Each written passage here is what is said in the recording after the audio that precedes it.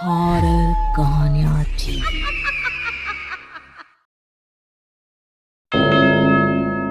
एक बार की बात है, रामू और शामू नाम के दो मित्र थे। रामू स्वभाव से या मेहनत करने से पीछे हटता था। रामू की माँ अक्सर उसे डांटती रहती।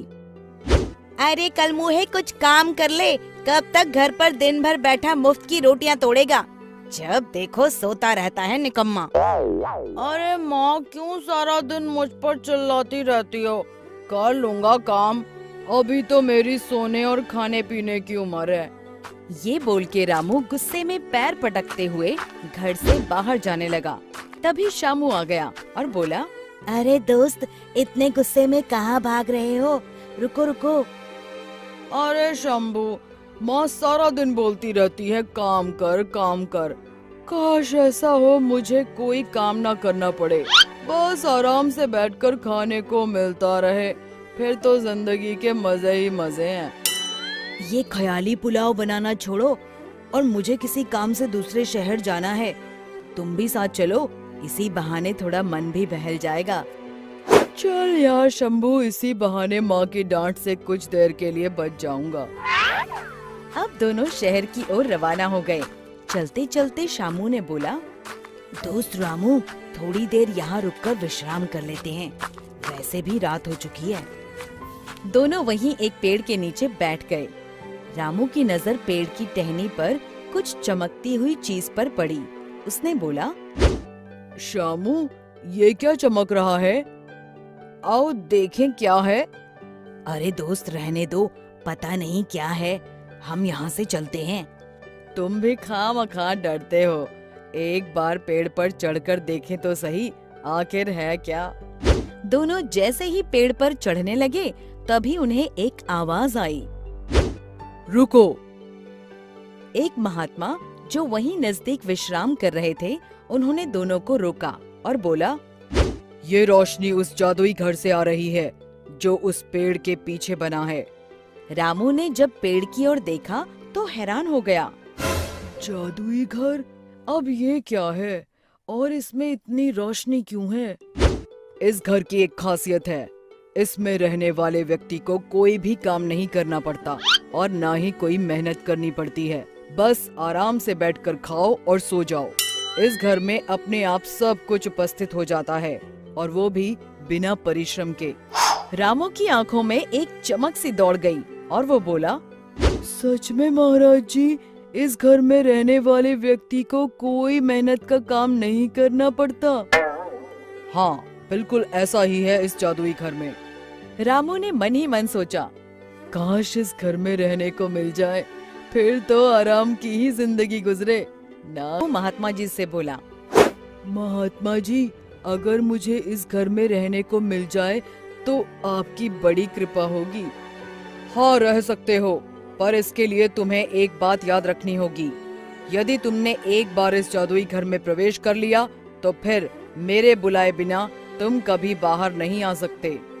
अब रामू सोचने लगा कि मुझे तो बस मेहनत करने से बचना है, ऐसे आलीशान जादुई घर को छोड़कर कौन आना चाहेगा जहाँ सब कुछ अपने आप मिल जाता है।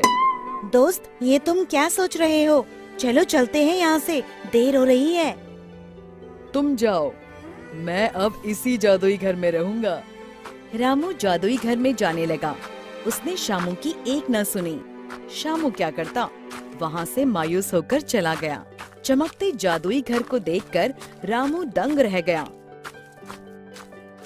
जैसे ही उसने घर के भीतर प्रवेश किया, घर का दरवाजा बंद हो गया। रामू बहुत खुश था।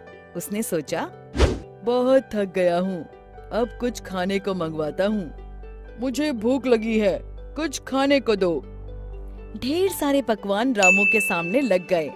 रामू इतने ढेर सारे पकवान देखकर खुशी से चिल्लाया, इतने सारे पकवान और वो भी बैठे बैठे, अब आएगा ना जिंदगी का मजा। भोजन करने के पश्चात रामू ने सोचा, थोड़ी देर सो जाता हूँ, बहुत नींद आ रही है। रामू सो गया। कुछ देर बाद वो सोकर उठा और फिर कुछ खाने के लिए मंगवाने लगा। फिर उसके आगे ढेर सारे पकवान आ गए। कुछ दिनों तक ऐसे ही चलता रहा। रामू जो मांगता जादुई घर में उसे वही खाने को मिल जाता। अब धीरे धीरे रामू ऊबने लगा, क्योंकि उसके पास खाने और सोने के अलावा कुछ करने को था ही नहीं। उसी एक घर में खाओ और सो जाओ। उसको समझ नहीं आ रहा था कि क्या करे, पर ये उसकी खुद की इच्छा थी कि उसे ऐसी जिंदगी मिले जहाँ मेहनत करे बिना सब कुछ मिल जाए। पर कब तक अब?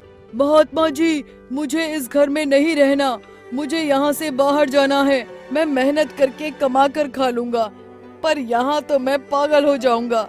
माँ, मेरा मित्र शंभू कोई भी नहीं है, मुझे उनके साथ ही रहना है। महात्मा जी, मुझे वापस भेज दो मुझे महात्मा जी। चिल्लाते हुए अचानक से रामू को आवाज आई, अरे निकट्ठू, उठ जा, सूरज सर पर चढ़ाया है, कोई काम ढूंढ ले। अपने मित्र शंभू से कुछ सीख ले, वो कितनी मेहनत करता है। रामू टपक से उठा और घबराया हुआ बोला, माँ तुम? मैं जादुई घर से बाहर आ गया या फिर कोई सपना देख रहा था? रामू को समझ आ गया था कि बिना मेहनत किए जीवन बेकार है। शिक्षा: हमें हमेशा परिश्रम करते रहना चाहिए, क्योंकि परिश्रम का फल सदैव मीठा होता है। दोस्तों, हमें उम्मीद है कि आपको हमारी ये कहानी पसंद आई होगी। कृपया हमारे चैनल को सब्सक्राइब करें और सभी अपडेट्स के लिए बेल आइकन जरूर दबाएं। और हाँ, वीडियो लाइक और शेयर करना मत भूलिएगा। Bye bye.